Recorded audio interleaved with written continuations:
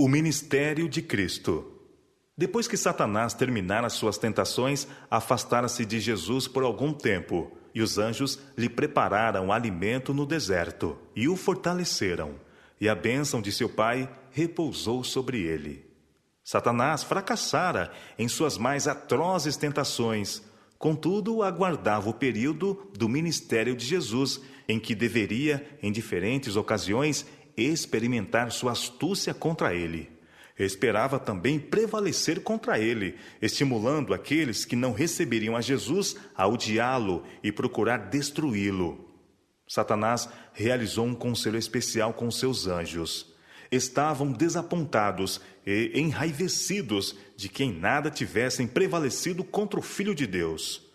Resolveram ser mais astuciosos e empregar o mais que fosse possível o seu poder a fim de inspirar incredulidade no espírito dos de sua própria nação quanto a ser ele o Salvador do mundo e desta maneira desanimar a Jesus em sua missão.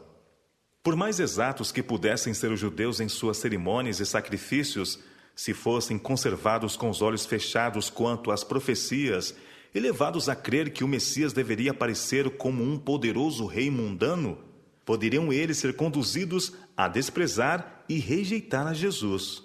Foi-me mostrado que Satanás e seus anjos estiveram muito ocupados durante o ministério de Cristo, inspirando aos homens incredulidade, ódio e escárnio.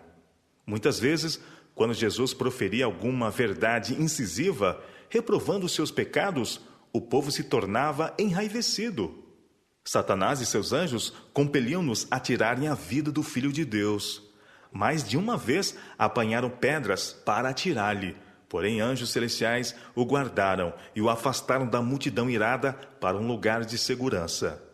Outra vez, quando as claras verdades caíam de seus santos lábios, a multidão lançou mão dele e o levou ao cimo de uma colina com o intuito de o lançar abaixo. Surgiu entre eles uma contenda quanto ao que deveriam fazer com ele, quando de novo os anjos o ocultaram às vistas da multidão e Jesus, passando pelo meio, retirou-se. Satanás ainda esperava que o grande plano da salvação fracassasse. Exerceu todo o seu poder para endurecer o coração do povo e tornar hostis os seus sentimentos contra Jesus. Esperava que tão poucos o recebessem como o Filho de Deus, que ele consideraria seus sofrimentos e sacrifício demasiado grandes para serem feitos em prol de um grupo tão pequeno. Mas, se tivesse havido apenas 2 pessoas que aceitassem a Jesus como Filho de Deus e nele crescem para a salvação de suas almas, ele teria levado a efeito o plano. Jesus iniciou sua obra, quebrando o poder de Satanás sobre os que sofriam. Restabeleceu os doentes à saúde, deu vista aos cegos e curou os coxos, fazendo-os saltar de alegria e glorificar a Deus. Restabeleceu a saúde os que tinham sido enfermos e por muitos anos presos pelo poder cruel de Satanás. Com palavras cheias de graça, consolava os fracos, os receosos, os desanimados. Aos fracos e sofredores, a quem Satanás retinha com triunfo, Jesus arrancou de suas garras, dando-lhes vigor de corpo e grande alegria e felicidade. Ressuscitou os mortos à vida, e estes glorificavam a Deus pela poderosa manifestação de seu poder. De maneira poderosa, operou por todos os que nele criam.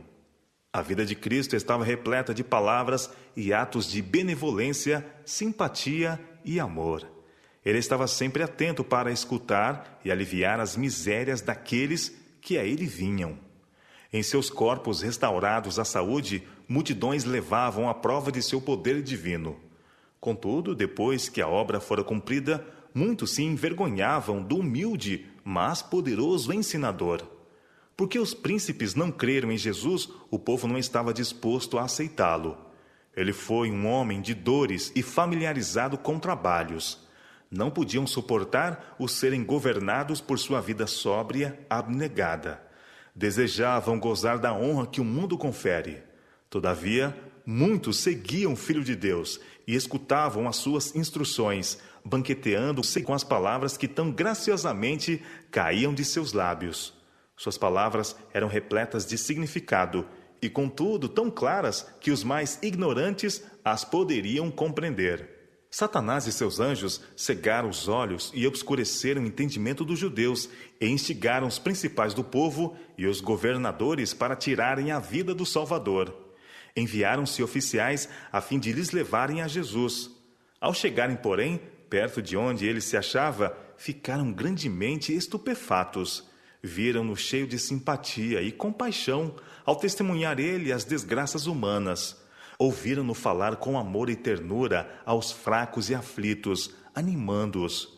Ouviram-no também com voz de autoridade repreender o poder de Satanás e libertar seus cativos. Ouviram as palavras de sabedoria que caíam de seus lábios e deixaram-se cativar por elas. Não puderam lançar mão dele. Voltaram aos sacerdotes e anciãos sem Jesus. Quando interrogados, por que não o trouxestes? Relataram o que haviam testemunhado de seus milagres e as santas palavras de sabedoria, amor e conhecimento que tinham ouvido, e disseram: jamais alguém falou como este homem. Os principais dos sacerdotes os acusaram de ser também enganados e alguns dos oficiais ficaram envergonhados de o não haverem prendido.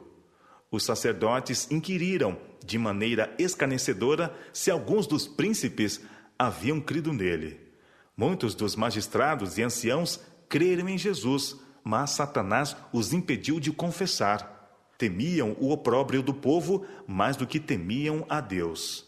Até aí, a astúcia e ódio de Satanás não tinham destruído o plano da salvação.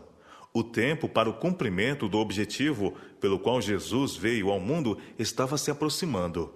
Satanás e seus anjos consultaram-se e decidiram inspirar a própria nação de Cristo a clamar avidamente por seu sangue e acumular sobre ele crueldade e escárnio. Esperavam que Jesus se ressentisse de tal tratamento e deixasse de manter sua humildade e mansidão. Enquanto Satanás formulava seus planos, Jesus estava cuidadosamente a revelar a seus discípulos os sofrimentos pelos quais deveria passar, a saber que ele seria crucificado e que ressuscitaria no terceiro dia. Mas o entendimento deles parecia embotado e não podiam compreender o que ele lhes dizia.